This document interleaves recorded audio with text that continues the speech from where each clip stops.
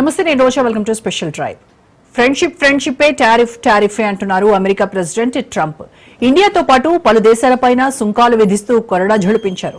తమకు వ్యతిరేకంగా ఉన్న దేశాలపై టారిఫ్ బాంబులు వేస్తున్నారు. అగ్రరాజ్యాధినేతగా ట్రంప్ గెలిచాక గ్లోబల్ ట్రేడ్ వార్ స్టార్ట్ అయింది. దీంతో Indo Bharat mini trade deal పై ఉత్కంఠ నెలకొంది. టారిఫ్ బాంబ్ పై ఇవాల్టి స్పెషల్ డ్రైవ్. బ్రిక్స్ సదస్సు వేళ ట్రంప్ వార్నింగ్ కలకలం రేపుతోంది. బ్రిక్స్ దేశాలు అమెరికా వ్యతిరేక విధానాలను అవలంబిస్తున్నాయన్న ఆయన కామెంట్లు సంచలనంగా మారాయి. ట్రూత్ లో పోస్ట్ పెట్టారు డొనాల్డ్ ట్రంప్. బ్రిక్స్ కు అనుకూలంగా ఉన్న ఏ దేశానికైనా అదనంగా 10% సుంకాలు విధిస్తాం, ఇందులో ఎలాంటి మినహాయింపులు ఉండవన్నారు.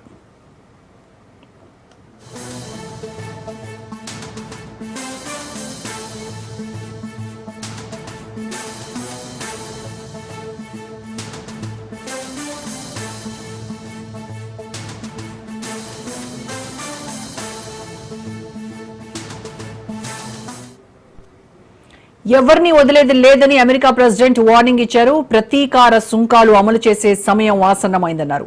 ఇప్పటికే 12 దేశాలకు టారిఫ్ లెటర్స్ పంపించారు. బ్రిక్స్ దేశాలకు అదనంగా 10% వడ్డిస్తానంటున్నారు ట్రంప్. దీంతో ఇండియా విషయంలో డొనాల్డ్ వైఖరి ఎలా ఉంటుందోనని ఉత్కంఠ నెలకొంది. బ్రిక్స్ లో భారత్ సభ్యదేశం. అలాగే రియో డిక్లరేషన్ కి మద్దతు ఇవ్వడంతో మనపైన కత్తి పట్టేలా ఉన్నారు ట్రంప్.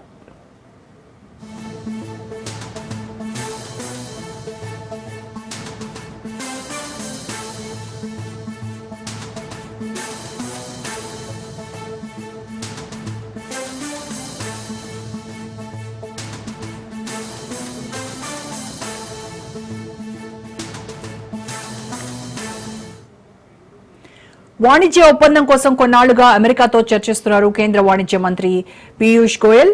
ట్రేడ్ డీల్ కుదిరితే డైరీ, వ్యవసాయ రంగాలకు మినహాయింపులు ఉండొచ్చు. అయితే బట్టలు, చెప్పులు, లెదర్, స్టీల్, మెడిసిన్, అల్యూమినియం, శ్రమ ఆధారిత ఎగుమతులపై టారిఫ్లు తగ్గించాలని భారత్ కోరుతోంది.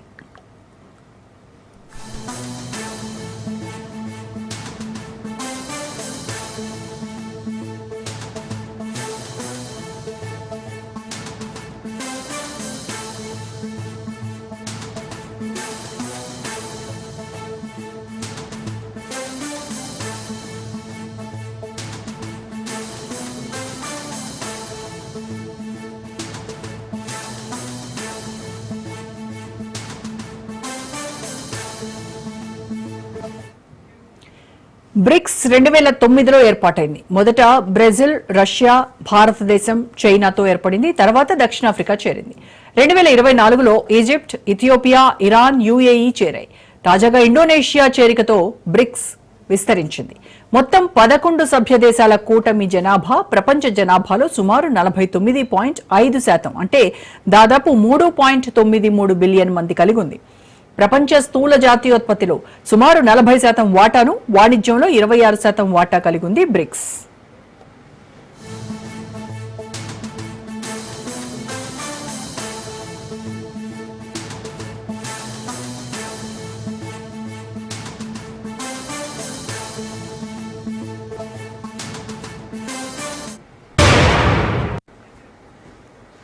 రైట్, ట్రంప్ పేల్చిన టారిఫ్ బాంబు గురించి మరింత విశ్లేషణ అందించడానికి ప్రముఖ రాజకీయ సామాజిక విశ్లేషకులు మురళీ మనోహర్ గారు మనకు అందుబాటులో ఉన్నారు. నమస్తే అండి మురళీ మనోహర్ గారు. నమస్తే అండి. నమస్తే మురళీ మనోహర్ గారు. ట్రంప్ ఈ బ్రిక్స్ దేశాలు ఏవైతే ఉన్నాయో వీటిని ఇవన్నీ కూడా అమెరికాకు వ్యతిరేకంగా పనిచేస్తున్నాయి అని విమర్శించటము, అయితే ఎవరైతే అమెరికాకు వ్యతిరేకంగా విమర్శిస్తున్నారో, ఎవరైతే అమెరికా డాలర్ ని బలహీనపరచాలని ప్రయత్నిస్తున్నారో వాళ్ళందరికీ కూడా 10% అదనపు సుంకం, అడిషనల్ టారిఫ్ ను విధిస్తానని హెచ్చరించటము. సో మనం కూడా బ్రిక్స్ దేశాల్లో సభ్యత్వం కలిగి ఉన్నాం కాబట్టి మన దేశం కూడా, సో మన ఎకానమీ పైన ఏమైనా ఎఫెక్ట్ పడుతుందంటారా ఈ హెచ్చరికలతో? తప్పకుండా పడుతుందమ్మా మనకు. ఎందుకంటే అమెరికాతో మనకు వాణిజ్య సంబంధాలు ఉన్నాయి. అలాగే ఐటీ, ఫార్మా, తర్వాత మ్యానుఫ్యాక్చరింగ్ రంగాలన్నిట్లో కూడా పెద్ద ఎత్తున మనకు ఆదాయం లభిస్తుంది. అమెరికా నుంచి భారీ ఆదాయం లభిస్తుంది. ఇప్పటికిప్పుడు అలాంటి ఏదైతే ఆయన చేశాడో హెచ్చరిక 10% కానీ ఇంకెంత కానీ ఏదైనా సుంకాలు పెరిగితే మాత్రం మనకు ఇమీడియట్ గా కొంత ప్రభావం తప్పకుండా పడుతుంది. కాకపోతే ఒకటి కేవలం అంటే భారత్ ను టార్గెట్ చేశాడా అనేది కాస్త అనుమానమే. చైనాను బహుశా టార్గెట్ చేస్తున్నారు అనేది తెలుస్తోంది. చైనాను టార్గెట్ చేయడానికి మొత్తం బ్రిక్స్ పైన విరుచుకుపడుతున్నాడు అని. ఎందుకంటే బ్రిక్స్ సదస్సు లాస్ట్ ఇయర్ కజాన్ లో జరిగింది, మనకు ఐడియా ఉంటుంది. రష్యాలోని కజాన్ లో జరిగింది. అయితే కజాన్ లో రష్యా లో జరగడంతో పుతిన్ నాయకత్వంలో సమావేశాలు జరిగాయి. పుతిన్ ఒక ప్రపోజల్ అప్పుడే పెట్టాడు, మనము ఆల్టర్నేటివ్ కరెన్సీ, ప్రత్యామ్నాయ కరెన్సీకి ఏర్పాట్లు జరగాలి, మనమందరం ఆ ప్రయత్నంలో ఉండాలి అనేటువంటి ఒక పిలుపు ఆయన ఇచ్చాడు, పుతిన్ ఇచ్చాడు. సభ్య దేశాలకు అందరికి కూడా ఆ ప్రయత్నం చేయాలని. అప్పటి నుంచి కూడా అమెరికాకు కాస్త భయం పట్టుకున్నది అని నాకు అనిపిస్తుంది. కనుక ఆ ప్రయత్నంలో ఉన్నారేమో వీళ్ళు. ఒకవేళ బ్రిక్స్ కరెన్సీ అంటూ విడిగా వస్తే మేమేం కావాలి అనేటువంటి అసలు ఒక ప్రశ్న ఉంది ప్రపంచవ్యాప్తంగా. ఇప్పుడు ఈ యొక్క వార్నింగ్ ఏదైతే ఉందో ఇది భయపెట్టడానిక, భయపడిపోయిన అమెరికా ఈ విధమైన హెచ్చరికలు చేస్తుందా? ఇది పెద్ద ప్రశ్న అన్నట్టు. ఎందుకంటే ఒక పెద్దన్న పాత్ర పోషిస్తుంది దేశమంతా, ప్రపంచం అంతా కూడా. అమెరికా యొక్క ఆర్థిక స్థితి కూడా అంత బాగా లేదు, లోపల చాలా లుకలుకలు ఉన్నాయి. ఇది అందరికీ తెలిసిన విషయం. కొద్దిగా ఎక్స్పర్ట్స్ అయితే ఇంకా చాలా విషయాలు చెప్పగలరు. కనుక ఇవన్నీ బయట పెట్టుకోలేరు అమెరికా. మా దగ్గర సమస్యలు ఉన్నాయని, లుకలుకలు ఉన్నాయని. కాకపోతే మేకపోతు గంభీరం అంటాం కదా, ఈ పెద్దన్న పాత్రకు ఎక్కడ భంగం కలుగుతుందో, అమెరికా గ్రేట్ అనేటువంటి ఒక పిలుపిచ్చాడు ట్రంప్. ఇలాంటి గొప్ప పిలుపులు ఇవ్వడము, సెన్సేషనలైజ్ చేయడము ట్రంప్ యొక్క లక్షణం అది. కనుక తాను ఇచ్చిన పిలుపుకు ఎక్కడ దెబ్బతింటుందో, ఇలాంటి ఒత్తిడి వస్తే మరి అనేటువంటి ఒక భయంతో ఇలాంటి హెచ్చరికలు చేస్తున్నాడు తప్పితే భయపెట్టడానికి కాదు అని కొందరు వాదిస్తా ఉన్నారు. కనుక ఇప్పటికిప్పుడు ప్రమాదం వస్తుందా అంటే రాకపోవచ్చు. కానీ ప్రత్యామ్నాయ మెల్లమెల్లగా ఇప్పుడు ఇమ్మీడియట్ గా ఈ హెచ్చరికతో తప్పకుండా బ్రిక్స్ దేశాలన్నీ కూడా తగ్గుతాయి, వేగాన్ని తగ్గిస్తాయి. ఏదైతే ఆ దిశలో ప్రయాణం చేయాలనో ఆ బ్రిక్స్ కరెన్సీ అనేటువంటి ఏర్పాటు ఏదైతే ఉందో అది ఇప్పట్లో అయ్యేది కాదు అని అందరికీ తెలుసు. కనుక ఆ వేగాన్ని తగ్గిస్తాయి. తప్పకుండా కొంత ఊరట అమెరికాకు లభిస్తుంది. తప్పకుండా ఇలాంటి ఫలితం ఒకటి వస్తుంది అనేటువంటి ఒక ఉద్దేశంతోనే బహుశా ట్రంప్ ఇలాంటి దాడి చేస్తున్నాడని నాకు అనిపిస్తున్నటువంటి విషయం. అయితే బ్రిక్స్ దేశాలు ఈ అమెరికన్ డాలర్ కు ఆల్టర్నేటివ్ గా కరెన్సీని ప్రవేశపెట్టడం, ప్రోత్సహించడం వల్ల అమెరికాకు కలిగేటువంటి నష్టం ఏ రేంజ్ లో ఉంటుందంటారు ఆర్థికంగా? ఒకటేంటంటే ఇప్పటి వరకైతే ప్రపంచవ్యాప్తంగా బాగా ఆధిపత్యం ఉన్నటువంటి కరెన్సీ అమెరికా డాలర్. కనుక అమెరికా డాలర్ సగానికి సగం పడిపోతుంది అన్నప్పుడు తప్పకుండా రష్యా ఇతర కరెన్సీలు ఏవి కూడా అంత డామినెంట్ గా లేవు కనుక 50% కనుక పడిపోయింది అంటే అప్పుడు అమెరికాకు తప్పకుండా ఇబ్బందే ఉంటుంది. ఆల్టర్నేటివ్ వెళ్ళిపోయింది అంటే అన్ని లావాదేవీలు ఈరోజు యుఎస్ డాలర్ లో జరుగుతాయి. అంతెందుకమ్మా, ఈవెన్ మనం కూడా ఈ మధ్య కాలంలో అంటే మోడీ చాలా ఏమంటాము ముందు జాగ్రత్త తీసుకోవడంలో చాలా పేరుంది మనకు. ఎట్లా అయితే రష్యాతో పెట్రోల్ తీసుకోవడం లాంటివి మోడీ ముందు నుంచి చేశాడు. దాని కారణంగా ఈరోజు మన ఆర్థిక స్థితి పైన ఎలాంటి ప్రభావం లేదు. ఇన్ని యుద్ధాలు జరిగిన ప్రపంచం అంతా అనేక సమస్యలతో ఉన్న, ఆర్థిక సమస్యలతో ఉన్న, భారత్ ఎందుకు లేదు అంటే అలాంటి కొన్ని చర్యలు ముందుగా తీసుకున్నారు కనుక. అందుకే ఇండియా ఆల్రెడీ రష్యాతో ఒక చర్చలో ఉంది. రష్యా రూబుల్ లావాదేవీలు ఆల్రెడీ స్టార్ట్ చేశాం మనం. అలాగే ఈ సంకేతాలు ట్రంప్ కు వెళ్ళాయి. సౌదీతో మనము రూపీ ట్రేడింగ్ చర్చలు మొదలు పెట్టాం. అట్లాగే అంతర్జాతీయంగా అనేక దేశాల లావాదేవీలు జరిపినప్పుడు స్థానిక కరెన్సీ వినియోగం పైన భారత్ దృష్టి పెట్టింది.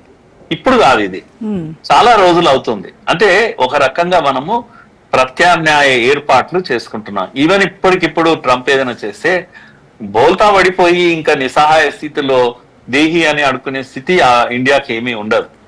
ఆ ఏర్పాట్లు చేస్తున్నాడనే బహుశా ట్రంప్ కు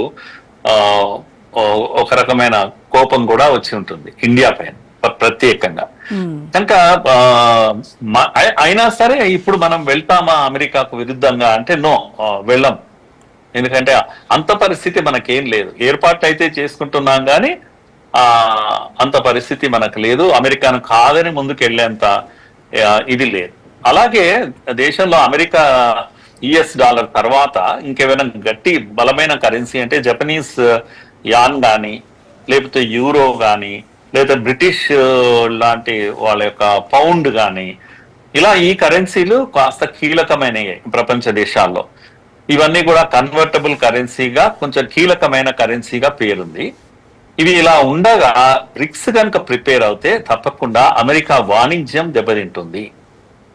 తప్పకుండా అమెరికా యొక్క ఆర్థిక పరిస్థితి ఇబ్బందుల్లో పడుతుంది. అందుకే అమెరికా ఈ రకమైనటువంటి వార్నింగ్ ఇచ్చే ప్రయత్నం చేస్తుంది. నయానా భయానా అంటాం మనం, ఈజీగా తెలుగులో మాట్లాడాలి. దీన్ని ఆపాలి, ఈ చర్యలు ఏవైతున్నాయో వీటిని ఆపాలి అనేటువంటి ఒక ప్రయత్నం. అంటే రైట్ టైం ఆయన తీసుకున్నాడు, చాలా రైట్ టైం, రైట్ ఇది పిలిపించాడు, థ్రెటనింగ్ కాల్ ఇచ్చాడు ఓ రకంగా. ఇప్పుడు ఈ బ్రిక్స్ దేశాలు ఇమ్మీడియట్ గా తప్పకుండా ఒక్క అడుగు మాత్రం వెనక్కి వేయక తప్పదు. అమెరికాకు ఇది ఓ రకంగా మేలే చేకూరుస్తుంది ఈ యొక్క హెచ్చరిక అని నాకు అనిపిస్తుంది. అమెరికా మధ్య ఈ మినీ ట్రేడ్ డీల్ అనేది ఒకటి కుదుర్చుకుంటూ ఉన్నారు. సో ఇప్పుడు ఈ సుంకాల హెచ్చరిక ఏదైతే ఉందో దీనివల్ల దానిపైన ఏమైనా ప్రభావం పడుతుందారా? అది ముందుకు కదులుతుందంటారా?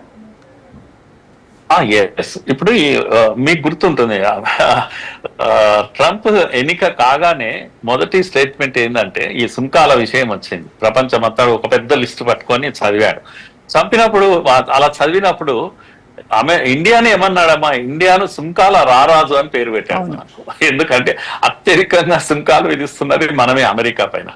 కనుక మనకు ఆ బిడ్ని ఇచ్చేసి ఓ రకమైన ఒత్తిడి మన పైన క్రియేట్ చేశాడు.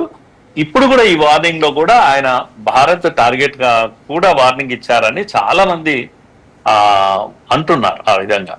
కనుక మనము ఎందుకంటే బ్రిక్స్ లో చాలా కీలకమైన దేశం మనమే. నేను ఇంతకుముందు చెప్పినట్టుగా కీలకంగా ఉండి రష్యాతో రూబీ విషయం మాట్లాడుతున్నాం, ఆ విధంగా సౌత్ ఆఫ్రికాతో సౌదీతో మాట్లాడుతున్నాం. ఎక్కడికక్కడ లోకల్ కరెన్సీని మనం ఎంకరేజ్ చేస్తూ పోతున్నాం. కనుక ఈ రకంగా అమెరికా మన పైన ఒక కన్ను వేసింది. ఇప్పుడు ఏంటంటే అమెరికా భయపెడుతుందా మనం భయపెడుతున్నామా అర్థం కాని విషయం. కానీ తప్పకుండా మీరు చెప్పినట్టుగా టారిఫ్ తగ్గుతుంది, భారత్ సర్దుకుంటుంది. ఇది జరిగి తీరుతుంది. ఇది ఇద్దరికి ప్రయోజనం, అమెరికాకు ప్రయోజనము, మనకు ప్రయోజనము. ఇది ఇంటర్నేషనల్ పాలిటిక్స్ అన్ని కూడా ఇలాగే ఉంటాయి. అది భయమా భక్త్యా అర్థం కాదు, ప్రేమ అర్థం కాదు. అలాంటి ఒక పరిస్థితి మన అమెరికా రిలేషన్స్, ముఖ్యంగా ట్రంప్ తో మన రిలేషన్స్. ఎందుకంటే ట్రంప్ అనేవాడు ఏమంటాము స్టెబిలిటీ తక్కువ, స్థిరత్వం తక్కువ. ఎలాన్ మస్క్ తో అతడు ఏమయ్యాడు, ఇప్పుడు మస్క్ సొంతంగా ఒక పార్టీ పెట్టి వెళ్ళిపోతున్నాడు. ఏ మస్క్ అయితే తనను గెలిపించాడో అతనితో ఇప్పుడు లేడు అతను. కనుక మోస్ట్ ఇన్స్టేబుల్, మోస్ట్ ఇది కనుక అతనితో ఎప్పుడు ఎలా ఉంటుందో తెలియదు. బహుశా అందుకనేమో మోడీ కూడా పూర్తిగా ట్రంప్ పైన డిపెండ్ ఏం కావడం లేదు. అది కోపం తెప్పిస్తుంది ట్రంప్ కు. అరే మనం దోస్తులం కదా, నువ్వు ఇలా చేస్తావు అని అనలేకపోతున్నాడు. ఇలాంటి ఒక దాగుడు మూతలు లాంటి ఒక ఆట ఒకటి నడుస్తుంది అమెరికా మన మధ్యన. కనుక టామ్ అండ్ జెర్రీ గేమ్ లాంటిది ఇది.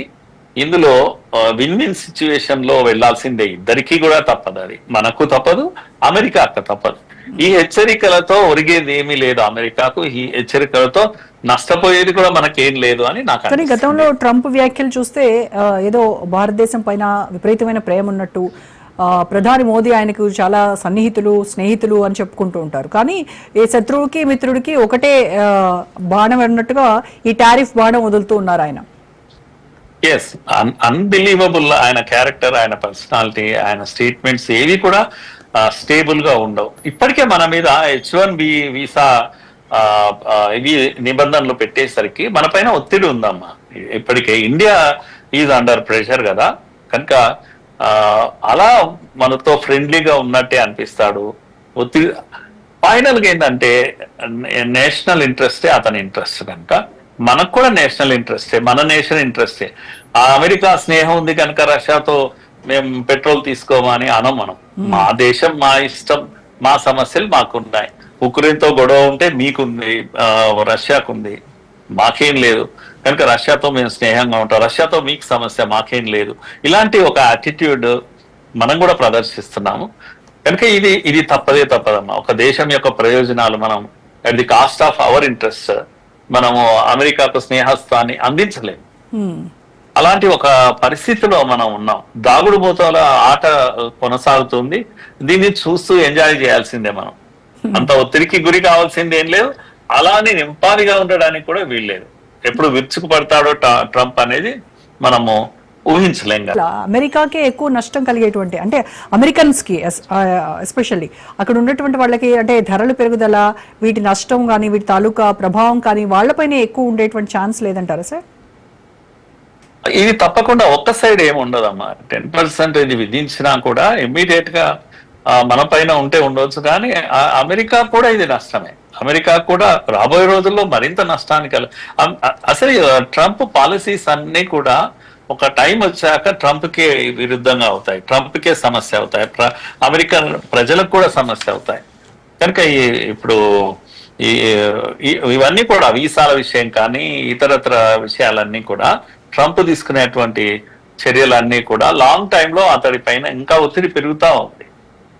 కనుక ఇప్పుడు అమెరికా గ్రేట్ అని చెప్పనైతే చెప్పాడు, కానీ చేయడం అంత ఈజీ ఏం కాదు. తాను అనుకున్న తన మిత్రుడు ఎలాన్ మస్క్ వల్ల కూడా ఇప్పుడు అమెరికా ఆర్థిక స్థితి దెబ్బతినబోతుంది.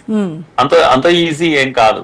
కనుక అలా స్నేహితులను పోగొట్టుకోవడం వల్ల అతనికే నష్టం అవుతుంది, దేశానికి కూడా నష్టం అవుతుంది. ఈవెన్ ఎలాన్ మస్క్ కూడా అది ఫీల్ అవుతున్నాడు. కనుక ఇవన్నీ కూడా నేను అనుకుంటాను చివరకు అటు ఇటు తిరిగి భూమి గుండ్రంగా ఉంది అని ట్రంప్ మళ్ళా తన ప్లేస్ తాను వస్తాడనే విశ్వాసం అందరూ వ్యక్తం చేస్తున్నారు, నేనే కాదు. అంటే తను ఏదైతే ఇప్పుడు డెసిషన్స్ తీసుకుంటున్నాడో అవన్నీ విత్డ్రా చేసుకునేటువంటి అవకాశం కూడా లేకపోలేదంటారు?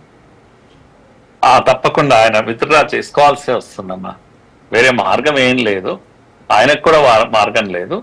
కాకపోతే దీనివల్ల ఇంతవరకు ఏదైతే వాళ్ళ యొక్క ఏమంటాం ఎకానమీ ఏదైతే దెబ్బతిన్నదో దాన్ని సరిదిద్దే ప్రయత్నం చేస్తున్నాడు ఆయన కూడా.